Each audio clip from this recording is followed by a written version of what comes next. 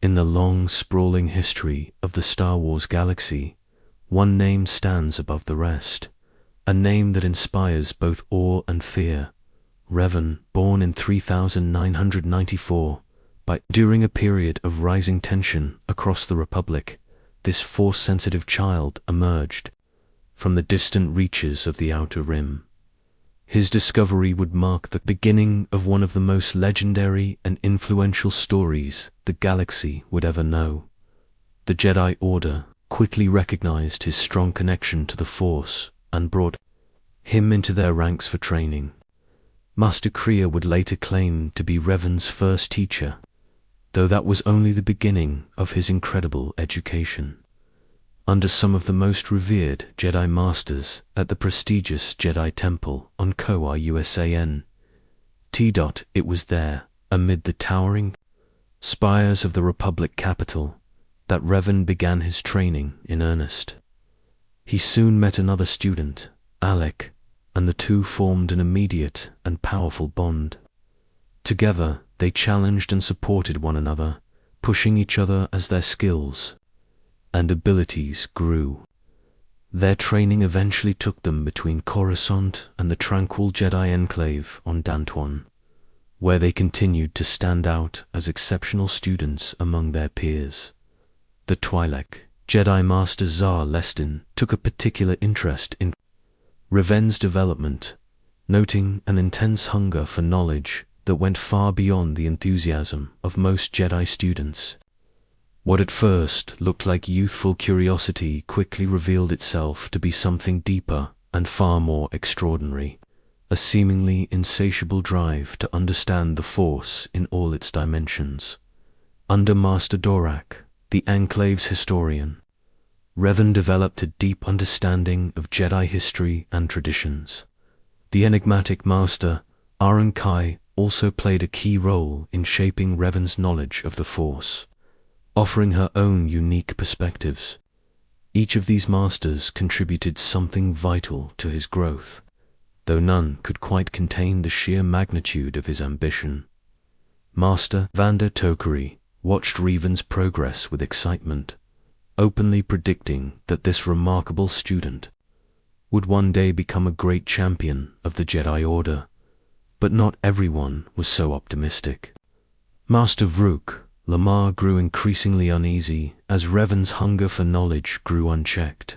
Sensing the danger in such boundless curiosity, according to detailed accounts from the Jedi historian Michael, Revan spent considerable time studying Force bonds and rare Force powers. This focus on obscure abilities revealed not just Revan's vast potential, but his willingness to explore areas other Jedi wouldn't dare. That deep, specialized knowledge would later play a critical role in his journey. Revan and Alec's partnership continued to thrive, but clear differences began to emerge. Both showed exceptional talent, but Revan's intelligence and power began to stand apart. He was a natural leader, someone others gravitated toward.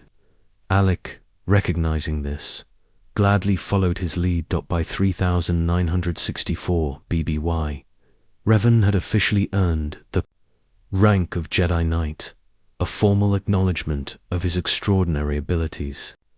His reputation spread quickly through the Order. Many already regarded him as one of the most promising Jedi in generations. His charisma and strength only added to his mystique. People were drawn to him, a trait that would shape the events of galactic history in ways few could foresee. That same year, war came to the Republic.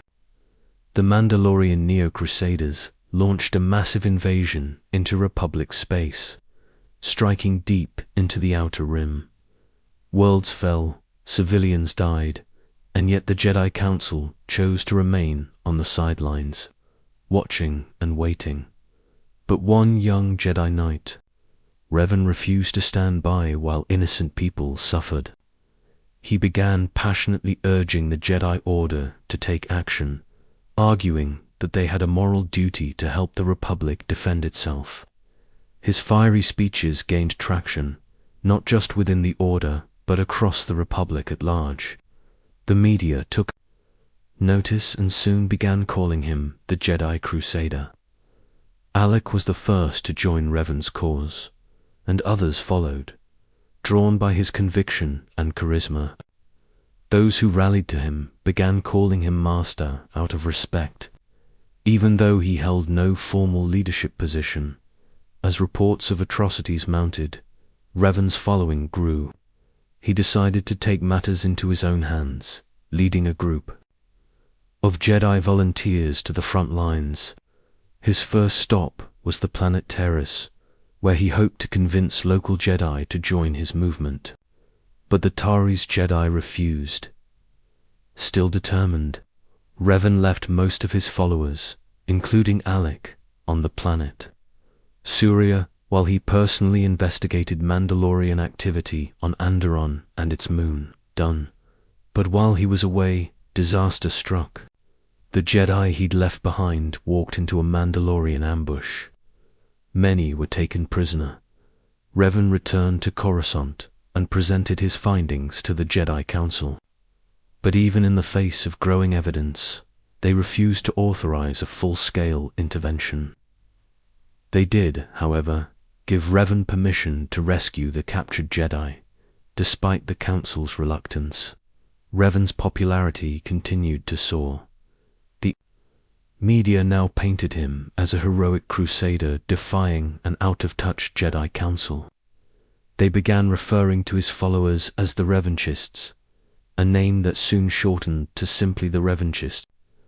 Revan traveled the galaxy, spreading his message. A major turning point came when a Jedi named Pharaoh brought him news of Cathar, a world whose entire native species had mysteriously vanished during the early days of the war. Revan visited Cathar and experienced a harrowing Force vision of the Battle of Sirocco. He felt the deaths of thousands of innocents as though he had been there himself. During this vision, he and others witnessed a Mandalorian massacre, the genocide of the Cathar people. But there was a twist. One Mandalorian warrior had tried to stop the slaughter, standing alone to defend the innocent. That warrior died alongside the Cathar. Moved by this vision, Revan took up the fallen warrior's mask and swore an oath he would not remove it until justice was served for the Mandalorian atrocities. From that moment forward, he dropped all other titles and became simply Revan. The revelations at Cathar forced the Jedi Council to reconsider. While still reluctant to engage in open war, they authorized the formation of a special Mercy Corps Jedi, who could fight under the Republic military structure but technically remained under Jedi oversight. Revan was put in charge. It was a compromise, but one that changed the course of history. Once officially part of the Republic military, Revan's influence only grew. He proved himself a brilliant strategist, winning battle after battle. Among his most trusted allies was a rising Jedi named Metra Surik, who would become one of his most loyal lieutenants. One of Revan's early victories came at the Battle of Duro, when Mandalorian forces tried to escape with vital materials from the Republic shipyards. Revan cleverly used Interdictor-class cruisers to trap and destroy them. Supreme Chancellor Tor Kressa recognized his brilliance and appointed Revan as Supreme Commander, giving him direct control over 1/3 of the entire Republic military. It was an unprecedented move, but as his power grew, so did the cost. Revan and Alec, now more commonly referred to as Malik, began taking darker paths, making morally questionable decisions in pursuit of victory. They sacrificed lives, resources, and entire worlds to gain strategic advantage. Revan, once the compassionate Jedi, had become cold, calculating, and ruthless. Still, the results were undeniable. The tide of war turned in the Republic's favor. During The campaign. Revan and Malak made a startling discovery near the Jedi Enclave on Dantwan, ancient Rockaton ruins guarded by mysterious droids. Inside, they found their first star map, an artifact whose purpose was still unclear. Another star map would later be found in the Shadowlands of Kashyyyk. Around this time, they also paid a brief but important visit to Korriban, the ancient Sith homeworld. Not every battle was a victory. At Yagdhol, Revan suffered a rare defeat at the hands of Mandalorian commander Cassius Fett, but Revan quickly bounced back, launching brutal campaigns on Onderon and Dunyon. The battle for Dunyon dragged on for months and cost many lives, but it served a larger purpose. Revan launched a trap at Ultha III, luring the Mandalorians into a massive engagement. The battle devastated their forces and proved just how far Revan was willing to go. But the biggest turning point came when he discovered the Treyus Academy on Malachor V. There, Revan encountered ancient Sith teachings, dark knowledge that began to seduce him. He shared these secrets with Malak, though neither abandoned the Jedi entirely. The pull of the dark side was growing stronger by the day. As the war reached its climax, Revan ordered the construction of the mass shadow generator, a horrifying superweapon created by the Zabrok engineer Boda. He then gave command of half the Republic fleet to Metra Surik, placing her as bait to lure the Mandalorians to Malachor V. Some believed this was no accident. Many of Revan's critics had been placed in Surik's fleet, and it seemed he was willing to sacrifice them to win the war. By this point, Revan was almost unrecognizable from the young Jedi who had first rallied the Order. He was a warrior consumed by vision, strategy, and results. No matter the cost, the final battle began with an unexpected delay. Revan's fleet was intercepted by a Mandalorian scouting party as they approached Malachor. When he finally arrived, the battle was already raging. Mandalore, the ultimate leader of the Mandalorians, challenged Revan to single combat aboard his flagship. The duel was fierce, but Revan's mastery of the Force and combat overwhelmed his enemy.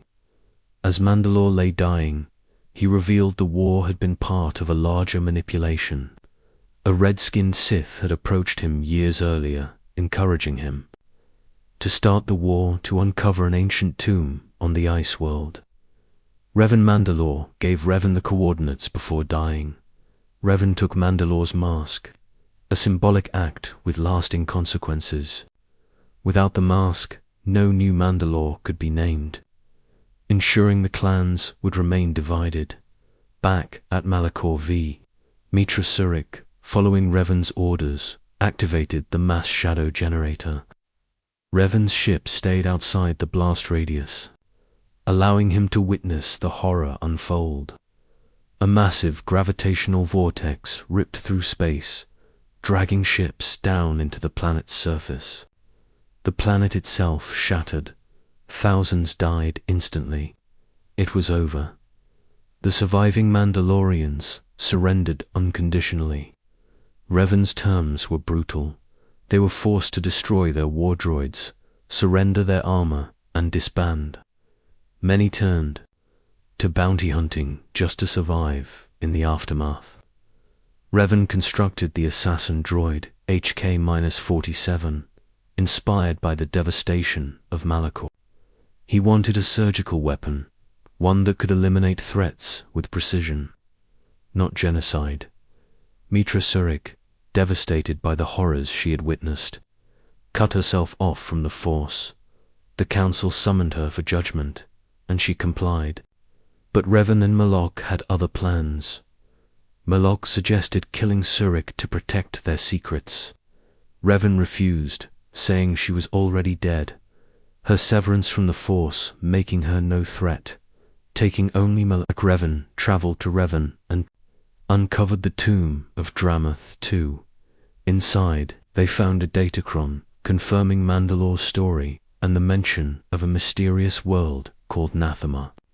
Before leaving, Revan hid Mandalore's mask inside the sarcophagus, making sure it could never be used to unite the clans again.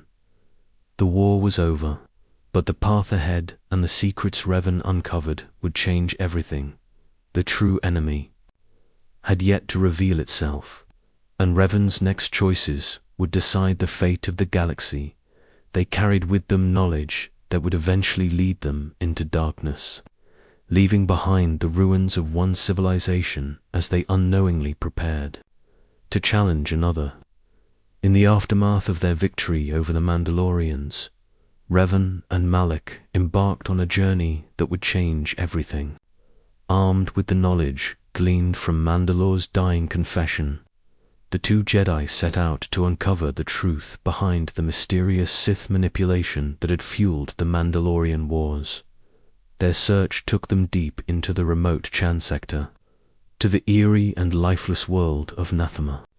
The moment they stepped onto its barren surface, Revan and Malak were struck by something deeply unsettling: the silence. The very essence of the Force, the life energy that flows through all things, was absent. It was as if the planet had been stripped of its soul, reduced to a hollow shell of what once was. As they investigated Nathema's tragic history, Revan and Malak uncovered the horrific legacy of Sith Lord Vitiate. Nearly 1,000 years earlier, in 4999 BBY, Vitiate had conducted a dark ritual of unimaginable scale and consequence. The ritual of Nathema, as it would come to be known, consumed every living thing on the planet. That act of utter devastation granted Vitiate immortality and transformed him into the almighty Sith Emperor, determined to understand the full extent of this new threat. Revan and Malak followed the trail of the surviving Sith to the hidden world of Drahmand Kars. There, beyond the reach of the Republic, they discovered a fully restored Sith Empire, thriving in secret under the Emperor's iron rule. Disguising themselves as mercenaries, the two Jedi spent months infiltrating the Empire's ranks, quietly gathering intelligence. What they found was terrifying. The Sith Emperor was planning a full-scale invasion of the Republic, one far more destructive than the Mandalorian Wars.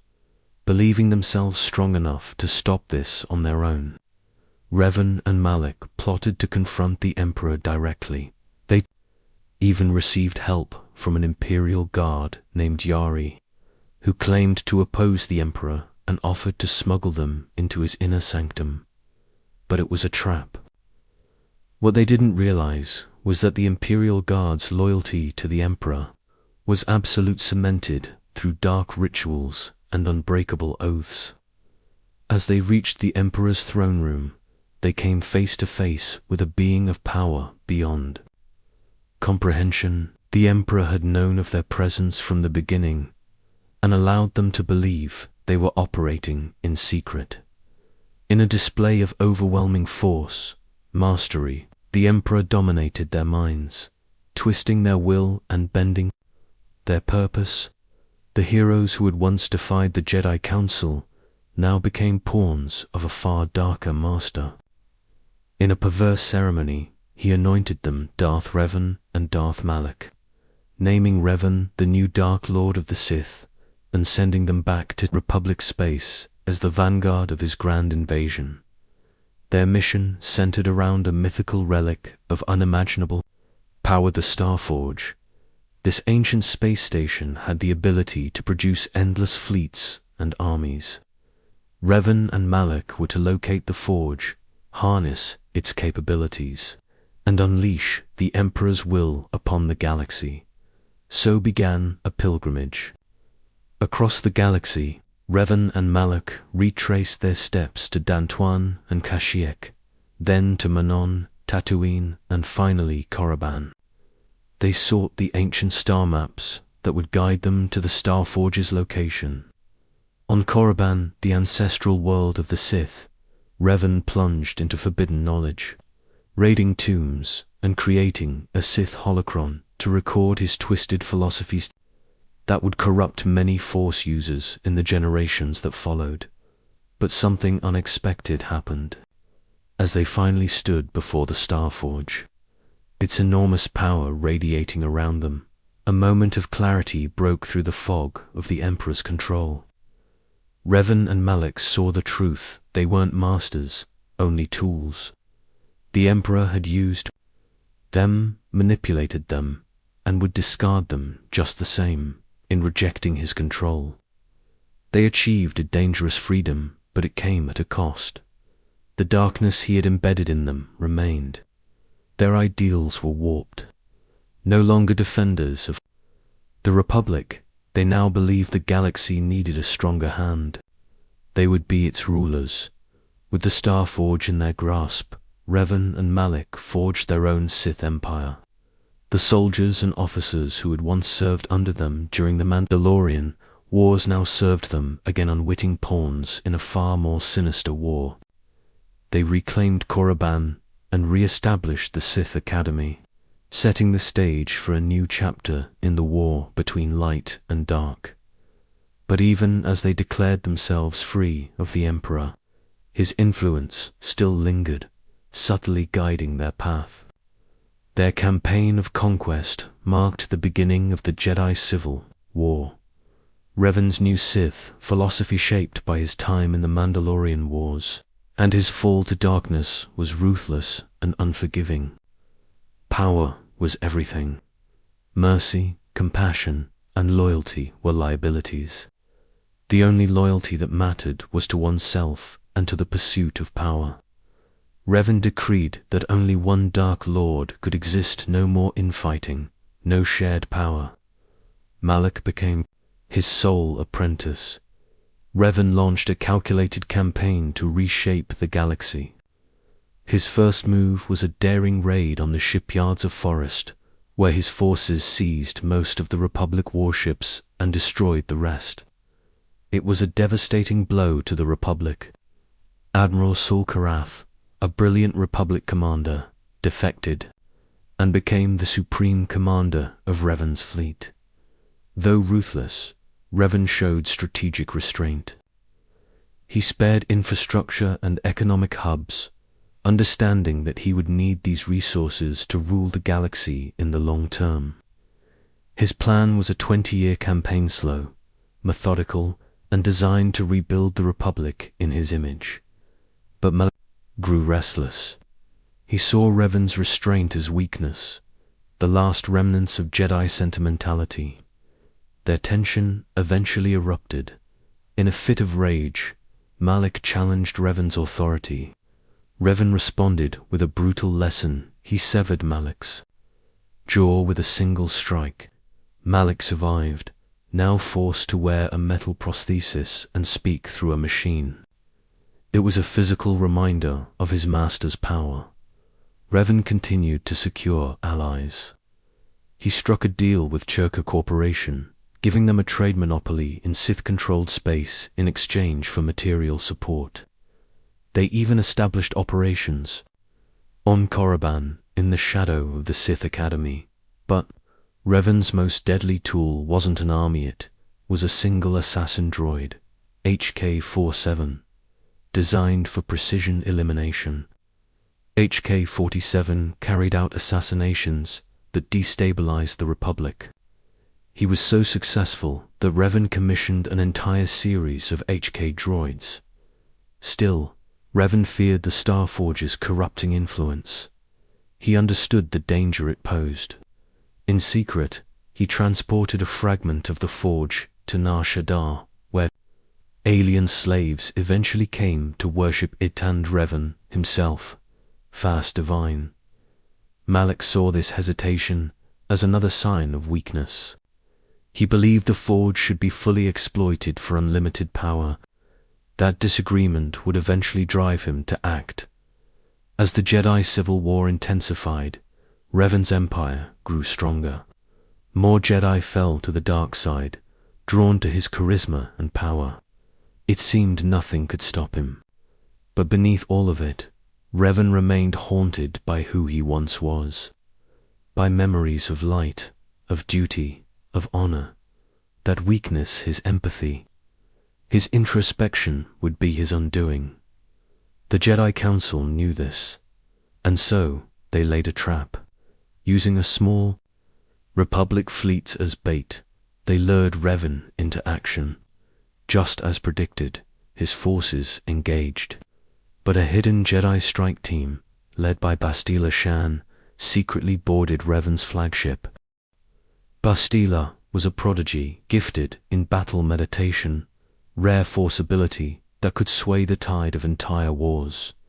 Revan cut down several Jedi and Republic troops himself, meeting the strike team head-on. In the final confrontation, only Bastila and 3 Jedi remained. Watching from his own ship, Malak saw his opportunity. As Revan focused on the intruders, Malak ordered his ship to open fire on the bridge, betraying his own master. The explosion rocked the ship. In the chaos, Bastila used the Force to pull Revan away from the blast, saving his life. The other Jedi died in the destruction. Bastila, now alone with a dying Sith Lord, made a decision that would bind their fates.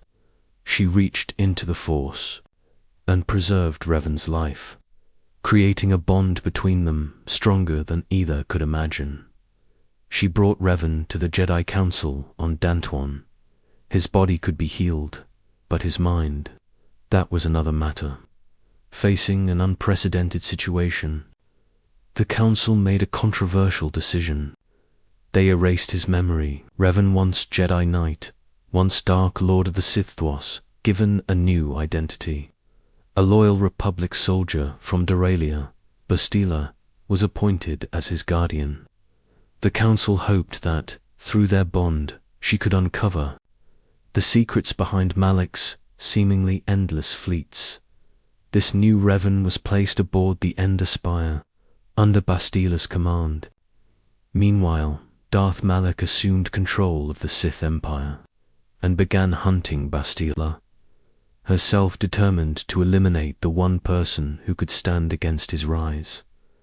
Malak's highest priority was capturing Bastila Shan, and his persistence finally paid off when his forces ambushed the Ender Spire above the planet Therese. Amid the chaos of the attack, the amnesiac Revan found himself working alongside Karth Onasi, a decorated Republic officer. The two barely managed to escape the doomed ship in an escape pod, crash landing in Terrace's upper city. The impact left Revan unconscious for several days. During that time, stripped of his original memories, his mind began experiencing strange visions. He saw Bastila locked in combat with Dark Jedi. He didn't yet know it, but he was witnessing fragments of his own past through the Force bond they shared. When Revan finally awoke in an abandoned apartment, Karth explained what had happened. Bastila Shan had been captured in the chaos of their crash landing. Though he had no memory of his former life, Revan instantly committed himself to finding her. That decision would be the first step on a remarkable journey of rediscovery. What followed surprised even the Jedi Council. This new Revan, unburdened by his past, showed remarkable instinct solving problems, overcoming danger and making decisions that defied explanation, guided by intuition and a sense of leadership that came naturally. Most remarkably, he did so without the darkness that had once consumed him. Revan demonstrated a clear, unwavering moral compass. Every choice, every act, reflected the inherent nobility the Jedi Council had glimpsed before his fall to the dark side. In trying to craft a useful tool for their war effort, the Jedi Council had given one of the galaxy's greatest warriors a second chance at redemption. The Council's experiment had succeeded beyond expectations, but it created a delicate situation. Buried beneath his fabricated identity lay all the power, insight, and knowledge of a former Sith Lord and Jedi Master. The question wasn't whether those memories would return but when, and what would happen when they did. As Revan began his search for Bastila Shan on the war-torn streets of Taris, he and his new companions could not have imagined the scale of the journey ahead. The quest to rescue her would eventually become a confrontation with his deepest truths. The story of Darth Revan had ended, but the legend of Revan was only just beginning. The Jedi Council's decision to retrain Revan was unprecedented. On Dantooine, the former Sith Lord turned soldier underwent a rigorous training regimen, guided closely by Bastila Shan. The Force bond they shared accelerated his connection to the Force, astonishing even the most experienced Jedi Masters. He progressed far faster than any Padawan in memory. To become a Jedi Padawan, Revan faced 3 trials. First, he was tested on his knowledge of the Jedi Code. Then, under Master Dorak's guidance, he chose his Jedi path. Finally, he constructed a new lightsaber and was sent to cleanse a nearby grove corrupted by the dark side. He passed all 3 tests with excellence, demonstrating not only power but a sincere commitment to the light. Nearby, Revan discovered ancient Rockaton ruins. Within these mysterious structures, an advanced computer subjected him to a series of intelligence tests. What happened next was extraordinary. The computer recognized Revan's neural signature, despite his erased memories. It revealed itself to be a terraforming device over 29,000 years old, and it contained something even more significant: the first piece of a greater puzzle, a star map. Realizing the importance of the discovery, the Jedi Council assigned Revan a broader mission.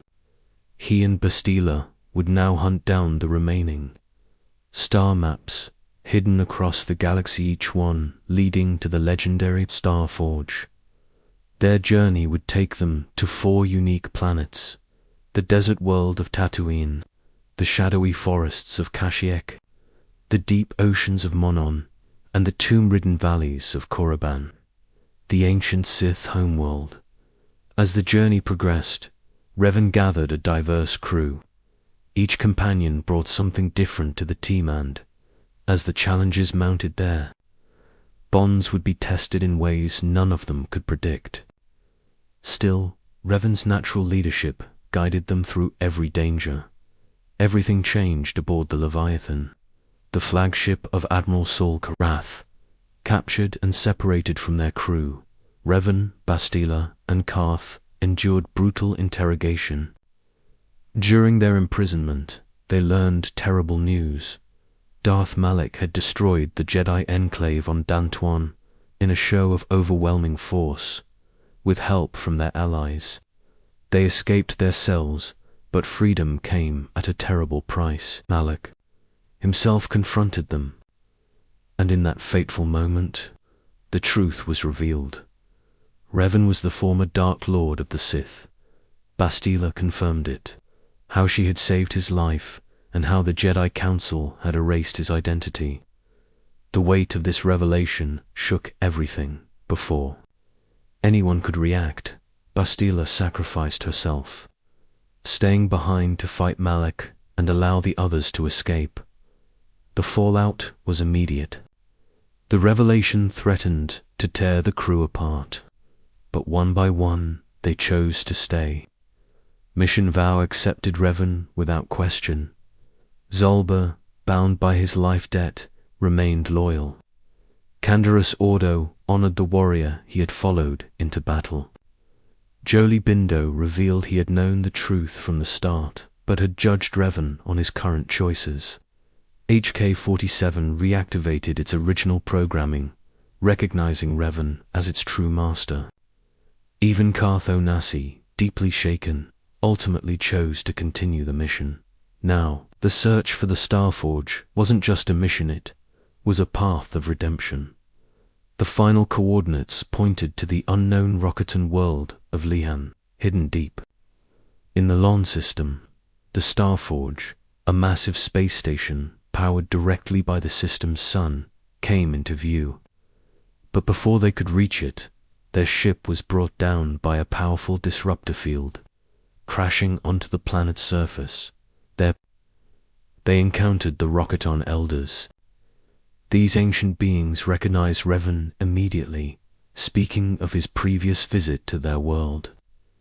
It was a sobering moment. His past self had used the Rockatons to access the temple of the ancients, and now they would have to decide whether to help him again. Revan entered the temple, and there, at its summit, he found Bastila Shan again. She had fallen to the dark side, corrupted by Malic's power, wielding a blood-red lightsaber. She begged Revan to return to his old self, to reclaim his title and join her. Instead of violence, Revan responded with compassion. Through their bond and shared love, he reached her. His unwavering light broke through her darkness, and she turned back to the light, with Bastila's battle. Meditation once again aiding the Republic. Revan led a strike team aboard the Starforge, fighting through waves of battle droids and dark Jedi. He finally reached Malak. The confrontation was harrowing.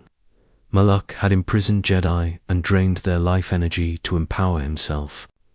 Revan destroyed these devices, freeing the trapped souls and weakening his former apprentice. Their final duel was the culmination of everything: friendship, betrayal, ambition, and regret. As Malak lay dying, he expressed remorse and acknowledged Revan's strength. Revan in turn apologized for leading Malak down the dark path, though he reminded him that his fall had ultimately been his own choice. The Starforge was destroyed. Revan and his companions were honored by the Republic and the Jedi Order. He was awarded the Cross of Glory, named the Prodigal Knight, and finally peace seemed possible. He and Bastila married, defying Jedi tradition. The Council rejected Revan's new philosophy of using love to strengthen one's connection to the Force, but they granted him the rank of Jedi Master. Revan declined full retraining. He had forged his own path through the Force One, defined not by Jedi or Sith dogma, but by experience, love, and redemption. But peace rarely lasts. 2 years later, in 3954 BBY, Revan began suffering from nightmares, visions of a world and a great darkness. The warning could not be ignored. He sought out Kandara's Ordo, learning the Mandalorians were gathering on the icy world of Rakayad. Revan was forced to make a heartbreaking choice: leave his pregnant wife behind to stop this new threat. On Rakayad, he recovered Mandalore's mask, hidden since the Mandalorian Wars. He appointed Canderous as Mandalore the Preserver, and tasked him with preparing the Mandalorians to defend the Republic in the dark times ahead. His visions led him back to Nathema, world void of the Force. The experience overwhelmed him. There he was captured by Darth Nihilus and Lord Scourge. For 3 years he was imprisoned and tortured, but his mind never broke. Even the Sith Emperor himself could not pierce his defenses. Revan's salvation came when Mitra Surik, the Jedi exile, mounted a daring rescue alongside Scourge, who had a vision of Revan's future importance. Together, they attacked the Emperor. T3M for sacrificed itself during the mission. Revan nearly defeated the Emperor, but Scourge betrayed them at the last moment, believing it was the only way to preserve the future. Revan was imprisoned once again, this time in stasis for over 300 years. The Emperor fed off his strength, attempting to break him. Eventually, a Republic strike team liberated him. Revan took control of the ancient foundry, creating an army of assassin droids designed to eliminate the Empire. But Imperial forces stormed the facility, and Revan was seemingly destroyed. But something strange happened. His essence split in two. His light side became one with the Force. His dark half, driven by obsession, survived, leading a cult known as the Order of Revan. It all came to a head on Yavin 4. There, his light and dark sides finally reconciled, merging into one. His mask and lightsaber were all that remained. Revan's legacy rippled through galactic history. His teachings inspired Darth Bane to create the Rule of Two. His descendants included Grand Master Satal Shan. The Republic honored him with statues and museums, while the Sith sought his artifacts. To some, Revan was a symbol of redemption. To others, the ultimate warrior who mastered both sides of the Force. But to all, he was more than Jedi or Sith. He was something greater. Revan challenged the very nature of power, of destiny, of the Force itself.